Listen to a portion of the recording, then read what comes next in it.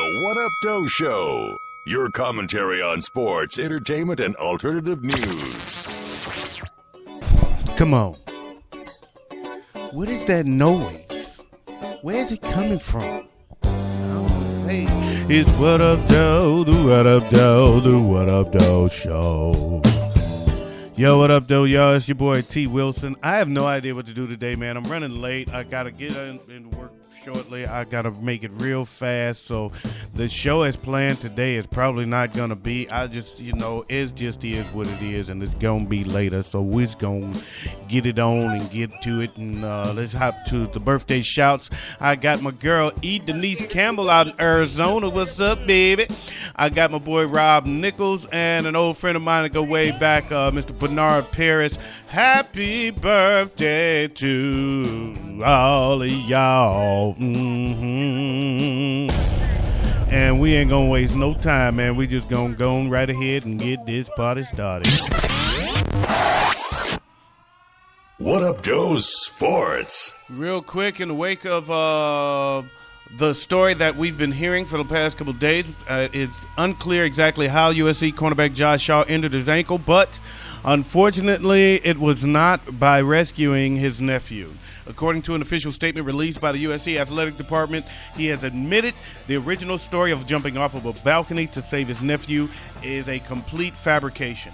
His lawyer confirmed the report with a statement on behalf of Shaw. My client, Joshua Shaw, has asked me to make the following statement on his behalf. On Saturday, August 23rd, 2014, I injured myself in a fall. I made up a story about this fall that was untrue. I was wrong to not tell the truth. I apologize to USC for this action on my part. My USC coaches, the USC Athletic Department, and especially Coach Sarkisian have all been supportive of me during my college career, and for that, I am very grateful. Head coach Steve Sarkisian also commented on the matter, saying, "We are extremely disappointed in Josh. He let us all down. As I have said, nothing in his background led us to doubt him when he told us of his injuries, nor did anything after our initial vetting of his story. I appreciate that Josh has now admitted that he lied and has apologized. Although this type of behavior is out of character for Josh, it is unacceptable. Honesty and integrity must be at the center of our program. I believe Josh will learn from this. I hope that he will not be defined by this incident and that the Trojan family will accept his apology and support him." Sarkisian also announced Shaw will be suspended indefinitely from all team activities. And that's that, man. And oh boy, Mateo, what was his name? Mateo from Notre Dame, his girlfriend saw the whole thing. So I believed it to be true at the time myself. What Up Doe Entertainment. And in What Up Doe Entertainment, we have the shooting death of Mike Brown, rapper The Game, enlisted an all-star cast of hip-hop's biggest names to pay tribute to the 18-year-old, as well as bring about awareness to the many young black men and women killed at the hands of law enforcement.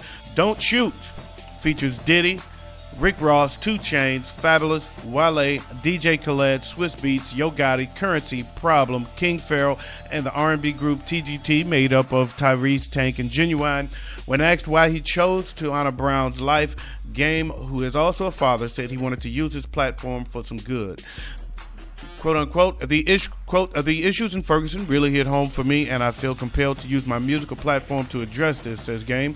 I am a black man with kids of my own that I love more than anything, and I cannot fathom a horrific tragedy like Michael Brown's happening to them. This possibility has shaken me to the core. That is why this song must be made and why it was so easy for so many of my friends to come together and unite against the injustice. I managed to get everyone on board fairly easy, simply because we have the hearts, we care, and are inclined to take a positive approach to resolving an issue that has existed since the beginning of mankind, and that is racism and hatred towards one another as human beings. I wonder if Suge Knight is producing this one.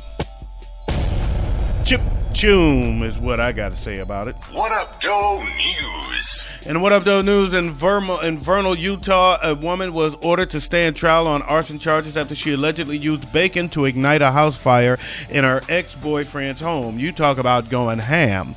Cameo Adon Crispy. The lady's name is Cameo Crispy. Her ex-boyfriend was away from his home in March when he received a barrage of calls and text messages from this crazy chick. Crispy told her former lover that as she was in his home, prompting him to call police. Police arrived to smoke coming from the house's front door. I asked to come in and observed the wood stove left open with a fire burning inside and hot coals on the floor around the stove. He added that a pound of bacon was found sizzling on the kitchen stove. And yes, it was extra crispy. I observed the burner to be on setting high because she's extra crispy. And the bacon to be severely burned, as in extra. Never mind. And Crispy was arrested. And following medical clearance, taken to jail, the 32-year-old's blood alcohol content was over 4 times Utah's legal limit. She is charged with arson, burglary, assault by a prisoner, interfering with an arresting officer, electronic communication, harassment, intoxication, and burning the bacon. She wasn't bringing home the bacon. She was burning that motherfucking down, like I'm going to do 7:30. In Austin, Texas, there's 99 bottles of beer on the wall, 99 bottles of beer. 99, one of those bottles happened to fall, 98 bottles of beer on the wall. A small brewery has turned a big idea into a reality. A 99 pack of beer for $99. When craft brewery Austin Beer Works teamed up with Austin-based creative agency Helms Workshop to rebrand as Extra Pale Ale, the hook seemed simple. You can drink it anytime. So they called it Anytime Beer. Peacemaker Anytime Ale is what they call it. And they could not sell it. They expected it to be a big seller. There was no sale, so they came up with the idea to say, how do we tell you that it's good for any time? Well, let's make it so that it's always on hand by selling you a 99 pack. That means you always have some. They only made 20 packs, and they're in trouble because all 20 packs sold out with the quickness. 99 bottles of beer on the wall, 99 bottles of beer. If one of those bottles so happens to fall, 98 bottles of beer on the wall.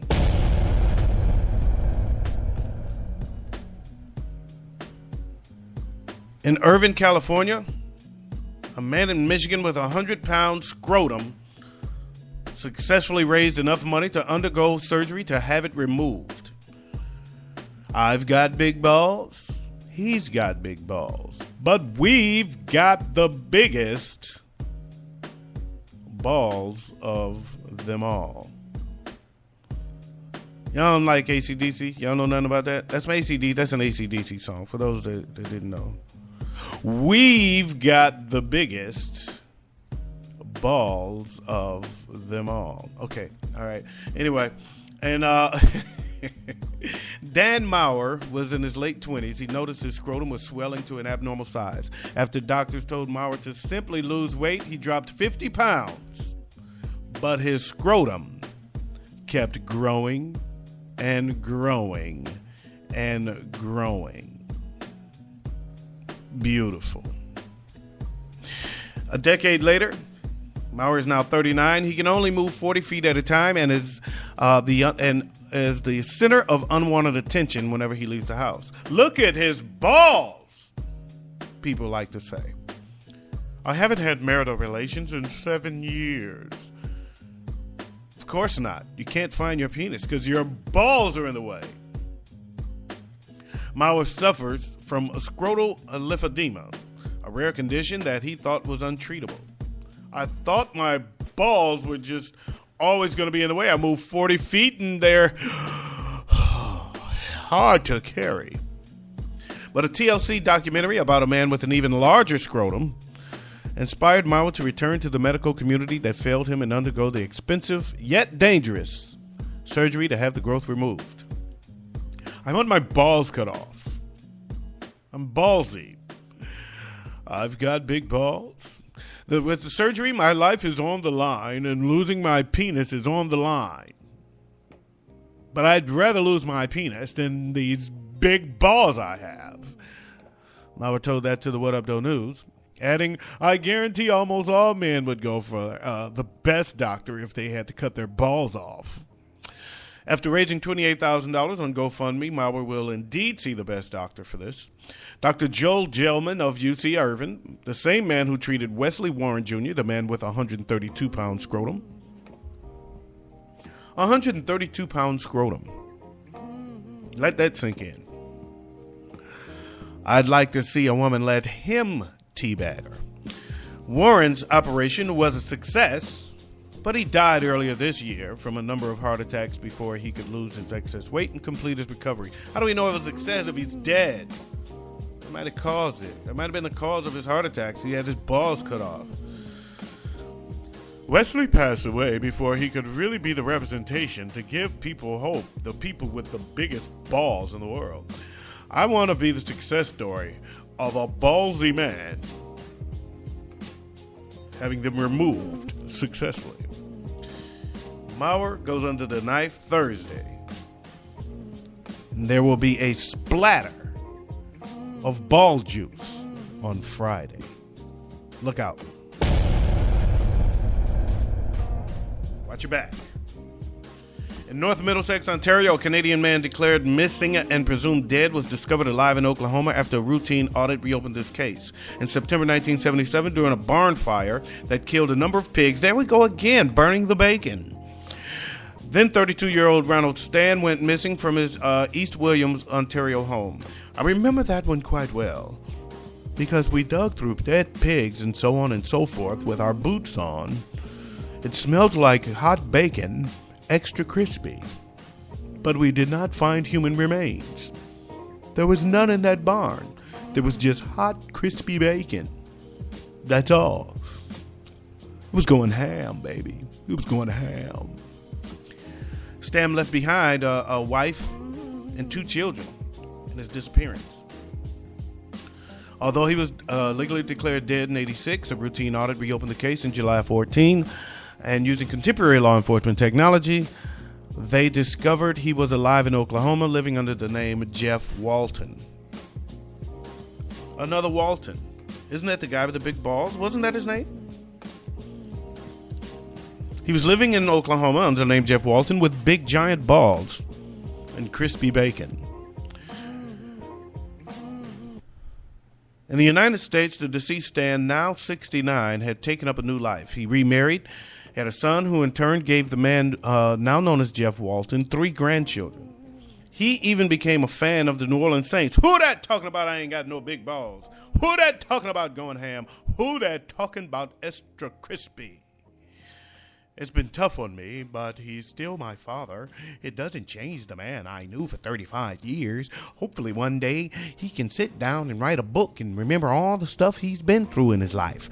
It'd be a damn good book, I'd say. I'd read it.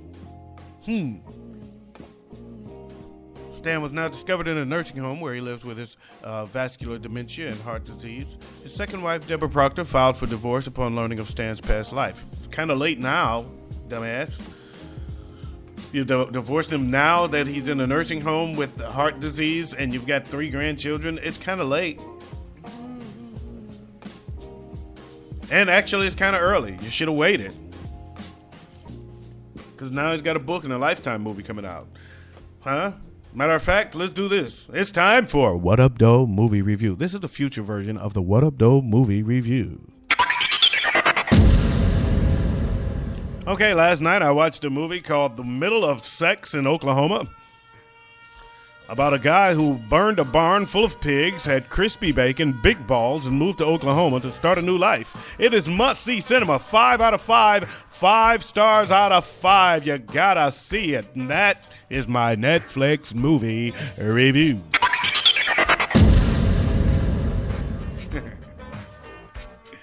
That is dumb as dumb can be. Fit. Boom. So check this out. Let's do a Ferguson update real quick. I don't know if you've heard of this guy, Sergeant Major Payne. Sergeant Major Dan Page, not Major Payne. He is the definition of the culture around Ferguson law enforcement, St. Louis area law enforcement.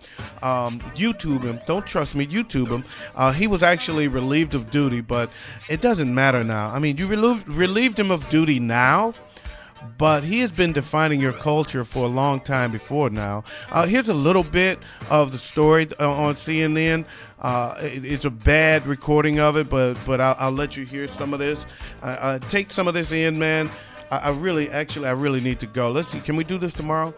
let's do this tomorrow. Yeah, we'll do this tomorrow, man. I'm gonna, and I'll try to get some better recordings of him. This guy says some crazy stuff. Actually, maybe we can say it or play a little bit on the way out. No, let's do it tomorrow. It's 8:10. I got to get dressed and get out of here. So we're going to do this tomorrow. We're going to talk about Sergeant Major Dan Page of the St. Louis Police Department. He's been relieved of duty, but it's a little late. I mean, he's still, at this point, he's a real good definition of the culture. It's like he's got a 1-hour speech that he did. It's all out there.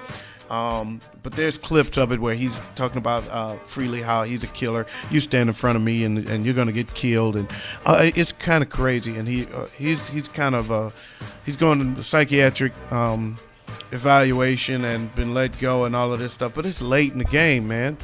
You can't tell me that he's the only person that thinks like he thinks. Everybody has a job. You know how it is. You know jobs builds culture. You know if workforces have a culture, and if there's somebody in that culture that's a crazy man, everybody knows that's a crazy dude, and everybody points him out. If people are not pointing them out, guess what? They're part of the culture. That's how that works. But we're gonna deal with that tomorrow. I promise you, we're gonna do that. So right now, I really have to get out of here because it's the last week of the month, and actually I got a family reunion to go to this weekend, so it's my last day. So I got to get rolling, man. Peace out, Pritchard Crease out.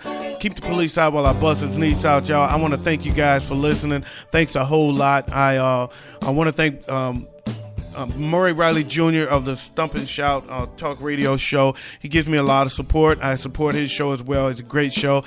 You can hear him on Spreaker.com. Latone Hart, also very supportive. I'm going to burn his show down, so make sure you listen to it before I do. I'm probably going to have to burn it down next week because I got a lot going on this weekend. Busy weekend. I got to drive to Louisiana tomorrow.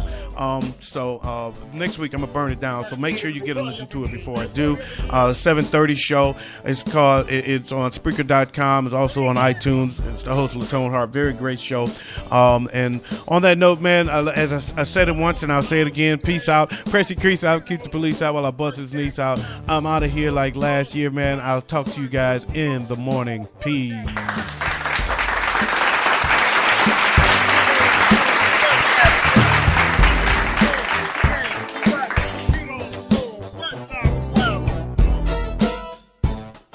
Oh, and in case I don't see you, good afternoon, good evening, and good night.